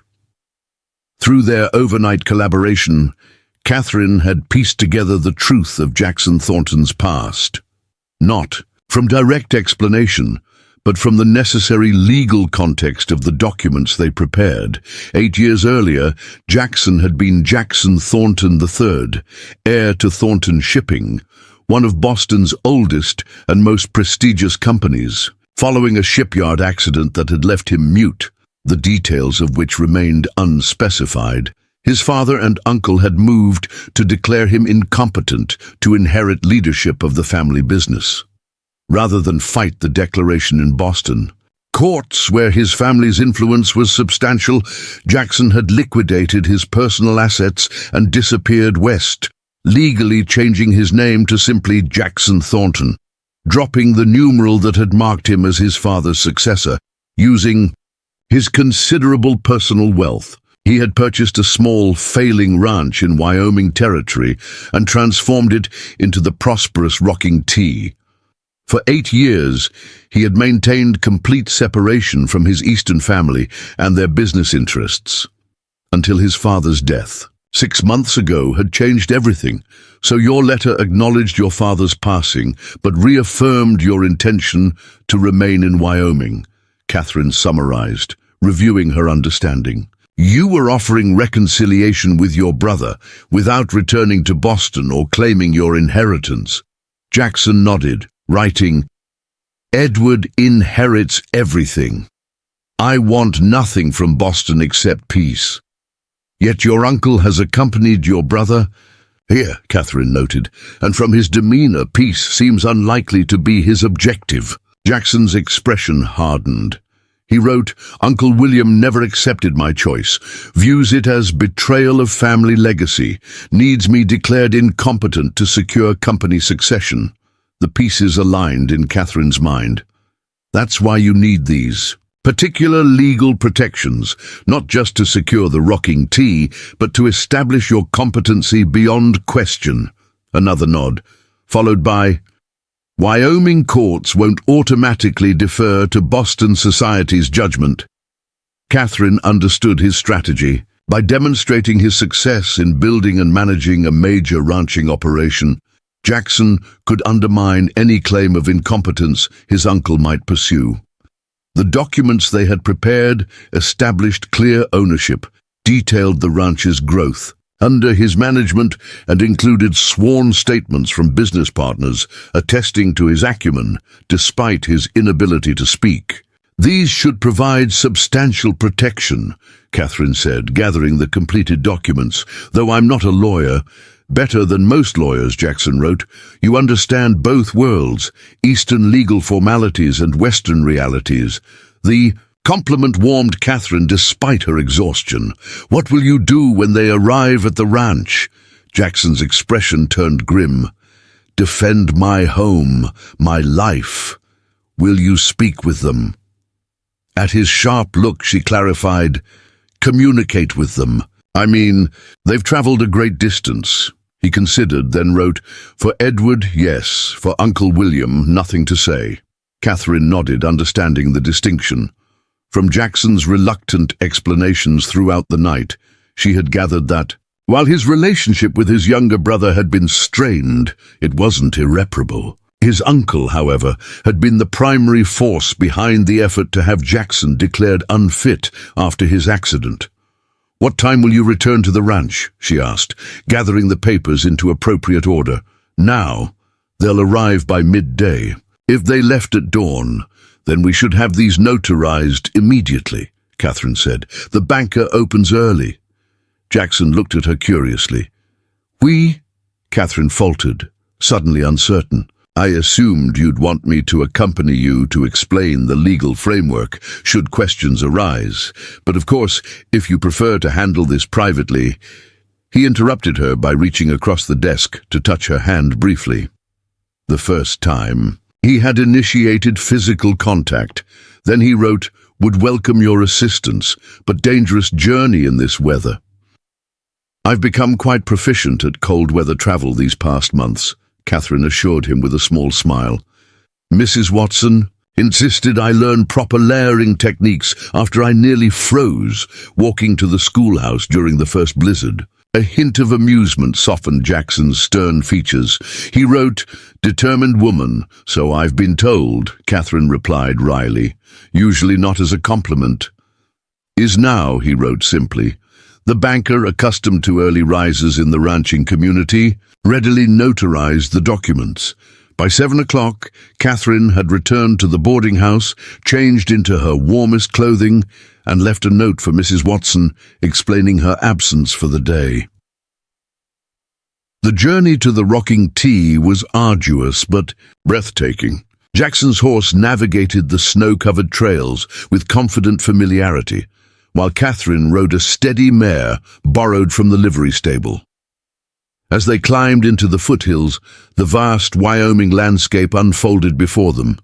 Endless white, plains giving way to pine-covered mountains, all beneath a sky of such intense blue, it seemed almost artificial. "It's magnificent," Catherine breathed, her words forming clouds in the frigid air.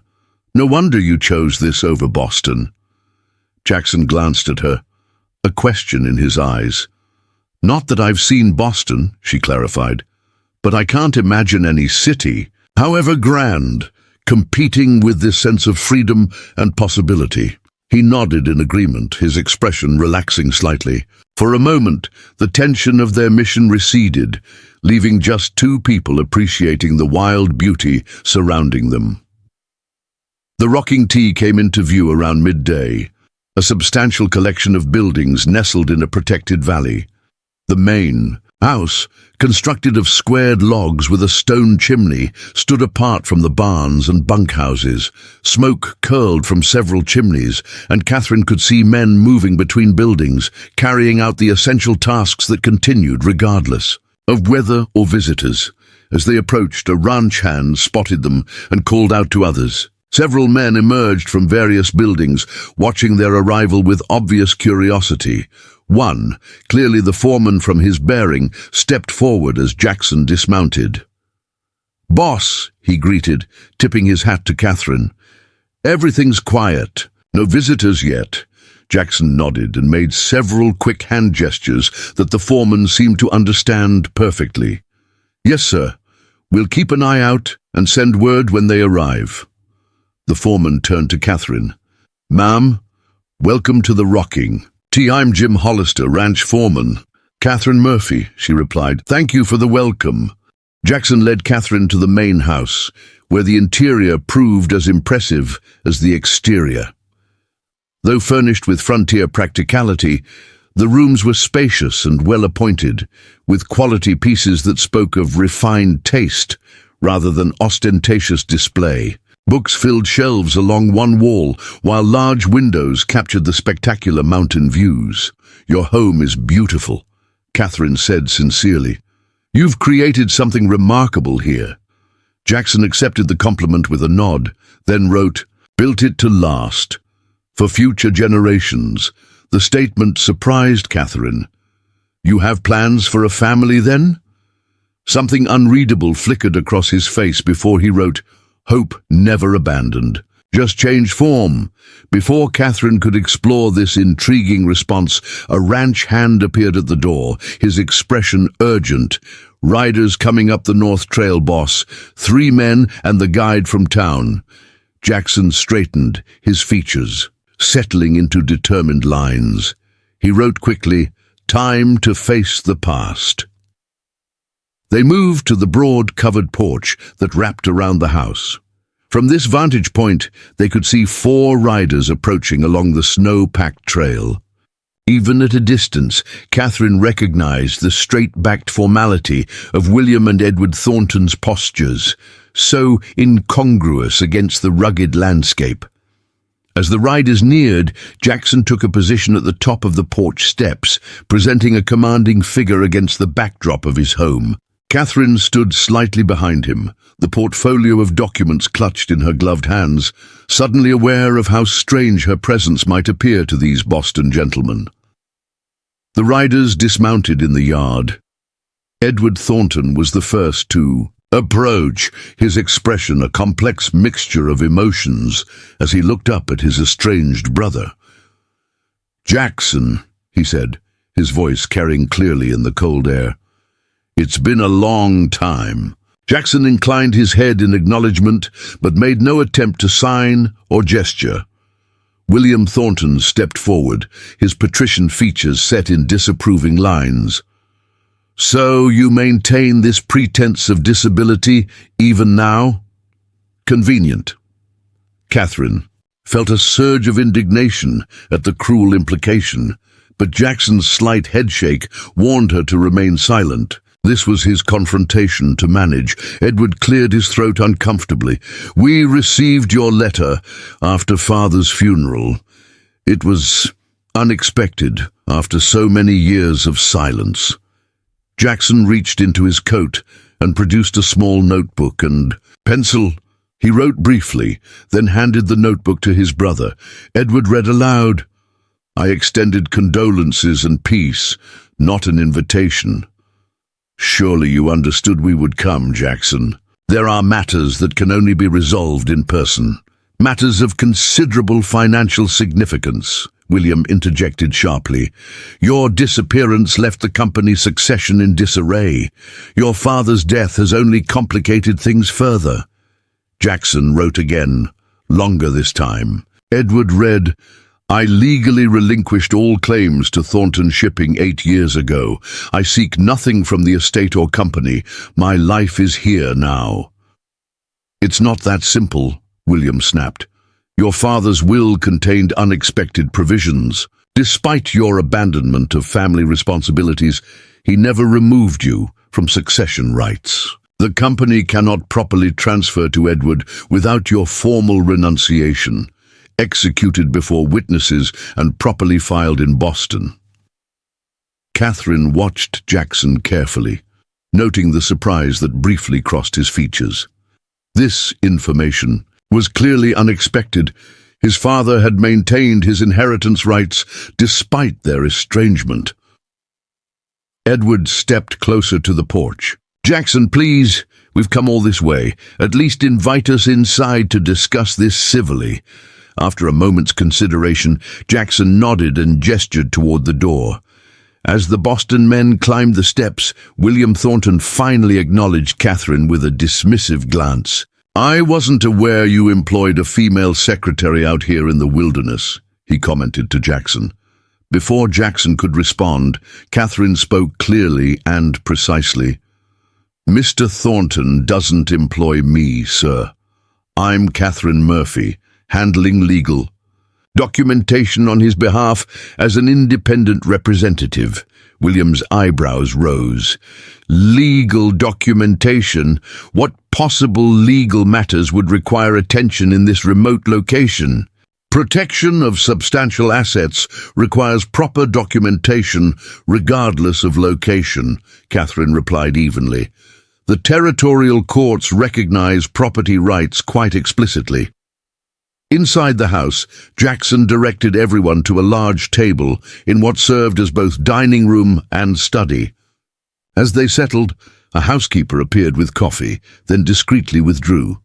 Edward studied Catherine with undisguised curiosity. "Miss Murphy, you're obviously educated. How did you come to be in this situation?" "I arrived in Silver Gulch as a mail-order bride," Catherine answered honestly.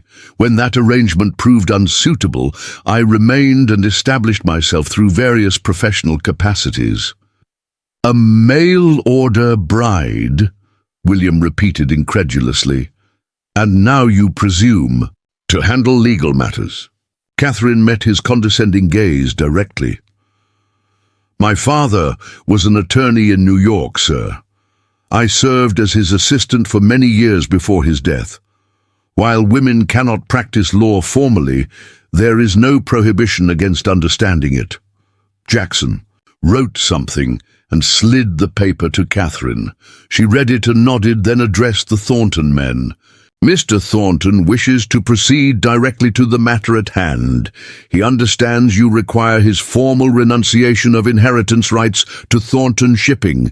He is prepared to provide this with certain conditions. William scoffed. He's in no position to establish conditions. On the contrary, Catherine countered, opening her portfolio. Mr. Thornton's position is quite secure. As these documents establish, he has built a highly successful enterprise valued at over $100,000, encompassing 12,000 acres of prime grazing land, substantial water rights, and one of the region's finest breeding programs. She laid out papers methodically as she continued. His management capabilities are attested to by multiple business partners, including the Territorial Bank, the railroad company, and 3 major cattle brokers. His success, despite his inability to speak verbally, demonstrates unequivocal competence. Edward leaned forward, examining the documents with genuine interest. These are impressively thorough. William remained dismissive. Frontier record-keeping hardly meets Boston standards of documentation. Perhaps not, Catherine acknowledged, but they more than satisfy territorial legal requirements to establish Mr. Thornton's competence to manage his affairs and make binding decisions regarding any inheritance. Jackson wrote again, pushing the note toward his brother. Edward read, "My conditions are simple. I will renounce all claims to Thornton Shipping and any other family business interests. In exchange, all attempts to have me declared incompetent must be permanently abandoned, and my independence here must be respected without further interference." "That's all?" Edward asked, seemingly surprised by the simplicity of the demands. Jackson nodded. William's face had reddened during the exchange. "This is preposterous. You abandon your birthright, hide in the wilderness for 8 years, then dictate terms as if you hold the advantage?" "With respect, Mr. Thornton," Catherine interjected, "your nephew does hold certain advantages in this situation. Wyoming territory is beyond Boston's legal reach. Any petition to have him declared incompetent would require filing in territorial courts, where these documents would provide compelling evidence against such a finding." She continued, warming to the legal argument. "Furthermore, should you pursue the matter, Mr. Thornton would be entitled to counter with evidence regarding the original circumstances of his departure from Boston. Circumstances, I understand, might not withstand public scrutiny." The implication hung in the air. Catherine didn't know the specific details of what had driven Jackson from Boston, but his reaction to her statement confirmed she had struck near the truth. William's expression shifted from dismissive to calculating. "You seem remarkably well informed for someone who claims to be merely handling documentation." "I'm observant," Catherine replied simply, "and I recognize when matters of principle are being disguised as concerns for propriety." Edward looked between Catherine and his brother with dawning comprehension. "You trust her?" he said to Jackson. "After all these years of isolation, you've actually trusted someone with the truth." Jackson's gaze met Catherine's briefly before he wrote, "With what matters?" The simple statement carried weight that Catherine felt viscerally. In their short acquaintance, this man who communicated through silence had entrusted her with defending what he valued most, not just his property, but his hard-won independence and dignity. Edward turned to his uncle. "We've achieved what we came for. Jackson is willing to renounce his claims, which is all we truly needed, under duress and manipulation." William objected, with this woman clearly influencing him. Catherine couldn't contain her incredulous laugh. Influencing him? Mr. Thornton is possibly the least easily influenced man I've ever encountered. His determination built all this from nothing. Do you genuinely believe I could sway him against his own judgment? Jackson's lips curved in the ghost of a smile as he wrote, "She speaks truth. My decisions are my own. Always have been." The confrontation continued for another hour, with William raising increasingly desperate objections while Edward gradually aligned with his brother's position. Eventually, they reached an agreement largely matching Jackson's original terms. Catherine helped draft the necessary documents, which all parties signed with the ranch foreman and another hand serving as witnesses. As Edward prepared to depart, he hesitated, then extended his hand to his brother. 8 years is a long time, Jackson. I hope we won't wait that long again to communicate. Jackson took his brother's hand briefly, then wrote, "Right when you return to Boston, I'll answer." "I'd like that," Edward replied sincerely. Then, turning to Catherine, he added more quietly, "Thank you for whatever role you played in helping my brother find his voice again, metaphorically speaking." William Thornton offered no reconciliatory gestures, mounting his horse with rigid dignity and barely acknowledging Jackson's existence. As the Boston men departed with their guide, Catherine and Jackson watched from the porch until they disappeared down the snow-covered trail. The tension that had sustained Jackson throughout the confrontation seemed to drain away once his family was gone. He sat heavily on a porch chair, his expression a mixture of relief and weariness. "Are you all right?" Catherine asked gently. He nodded, then wrote, "Better than expected. Ended something that needed ending. Your brother seems open to rebuilding. Some relationship," Catherine observed. "That's something positive from all this." Jackson considered this, then wrote, "Perhaps. Time will tell." They sat in companionable silence as the winter sun began its early descent behind the mountains, painting the snow in gold and rose hues. Finally, Jackson wrote again, "Thank you. Your words defended what I couldn't. I only spoke the truth," Catherine replied, though perhaps more forcefully than most would consider proper. A genuine smile transformed Jackson's features. He wrote, "Your forthrightness is valuable. Never doubt that." The simple affirmation touched Catherine deeply. Throughout her life, her outspoken nature had been treated as a flaw to be corrected by her stepfather, by Harold Blackwell, by society at large. Yet this man, who had lost his own voice, saw value precisely where others had seen fault. Jackson wrote again, his expression turning serious. "It's getting late. Dangerous to return to town now. Guest room prepared. Return tomorrow with escort." Catherine hesitated, aware of the potential impropriety of staying unchaperoned at a bachelor's ranch. Yet the practicality of the suggestion was undeniable. The winter sun was already setting, and the temperature would drop precipitously after dark. "If you're certain it wouldn't be an imposition," she agreed finally. "Though I fear Mrs. Watson will have strong opinions about the arrangement." Jackson's eyes crinkled with amusement as he wrote, "Propriety concerns fade against freezing to death. Mrs. Watson is practical." "True enough," Catherine conceded with a smile. "And after all, what's one more scandal to add to my reputation? Mail-order bride rejected for talking too much, spends night at mute rancher's home. Silver Gulch will be gossiping for months." Jackson studied her for a long moment, then wrote something he hesitated to share. Finally, he passed her the paper. Would the scandal be worse if the mute rancher asked the outspoken woman to stay permanently? Catherine read the words twice, her heart suddenly racing. "What exactly are you asking, Mr. Thornton?" He took back the paper and wrote with deliberate clarity, "Considering a partnership, business initially, perhaps more eventually, if welcomed, the carefully measured proposal, so characteristic of Jackson's precise communication, made Catherine smile despite her surprise. Where another man might have employed flowery declarations or impulsive gestures, Jackson offered a practical beginning with honest acknowledgement of potential growth. "That's possibly the most sensible approach to courtship I've ever encountered," she said, though hardly romantic by conventional standards. Jackson's expression remained serious. As he wrote, "Romance comes in many forms. Finding someone who values your voice as it is, perhaps that's the truest kind."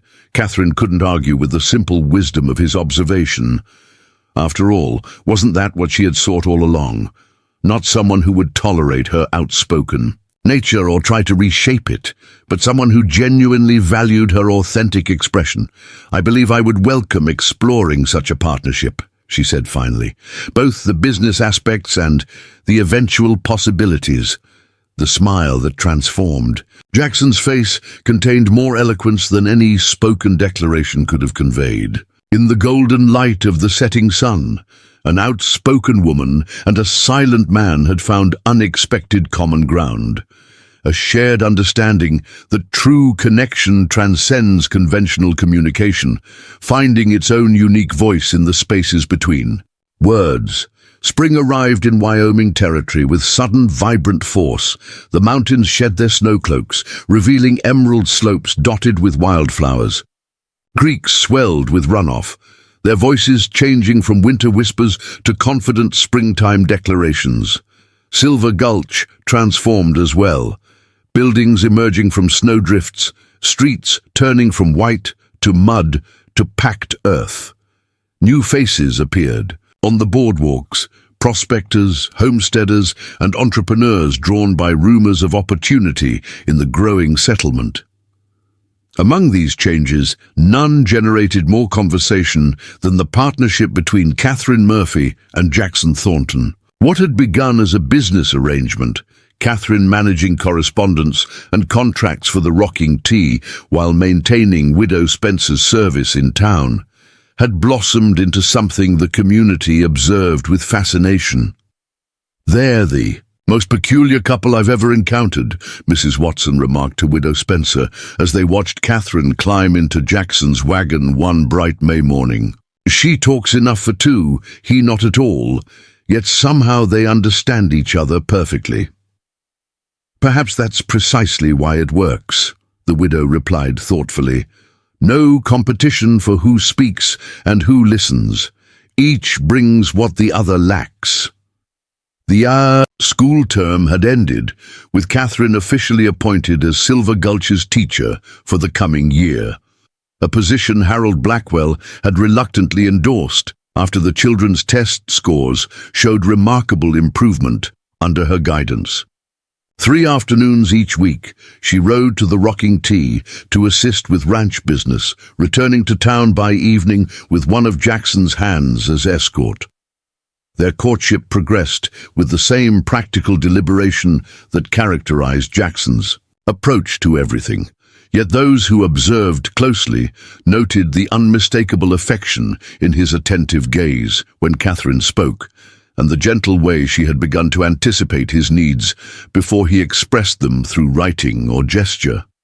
By summer's height, even the most skeptical townsfolk acknowledged the unexpected rightness of their connection. When Jackson appeared at Sunday services, his first church attendance in years, and sat beside Catherine in the front pew, the message was clear to all. 2 weeks later, they married in a simple ceremony in the schoolhouse garden. Catherine, radiant in a green dress that matched her eyes, spoke her vows in clear, confident tones. Jackson responded with hand gestures that the minister had helped him prepare, movements Catherine had taught him from her early days in Silver Gulch. For their wedding night, Jackson had expanded the ranch house, adding a library with floor-to-ceiling. Shelves and wide windows capturing the mountain vista. Books filled half the shelves, Catherine's scholarly volumes alongside Jackson's practical references, their distinct knowledge merging into a shared collection. "It's perfect," Catherine whispered as he showed her the room, "a space where both our voices belong." Jackson took her hands in his, then signed slowly, deliberately. "Your words gave me back my voice. My silence gave yours meaning." The simple elegance of his statement brought tears to Catherine's eyes. They had each spent years being judged for their communication, she for having too many words, he for having none. Yet together they had discovered a perfect balance, teaching the world around them that true connection transcends conventional speech. In the years that followed, the Aisha rocking tea flourished under their complementary leadership. Catherine established a small school for ranch children and neighboring homesteads. Jackson expanded his cattle operation into one of the territory's most progressive. Their home became known for hosting lively discussions where Catherine's articulate advocacy and Jackson's thoughtful silence commanded equal respect. The mail-order bride, once rejected for being too outspoken, and the rancher whose silence most had misinterpreted as limitation, had found in each other not merely acceptance, but celebration of the very qualities others had deemed flaws. Together, they created a language entirely their own, one that spoke eloquently of how the heart recognizes its perfect counterpart, often in the last place and the last person one would ever expect. Up next, you've got two more standout stories right on your screen. If this one hit the mark, you won't want to pass these up. Just click and check them out, and don't forget to subscribe and turn on the notification bell so you don't miss any upload from us.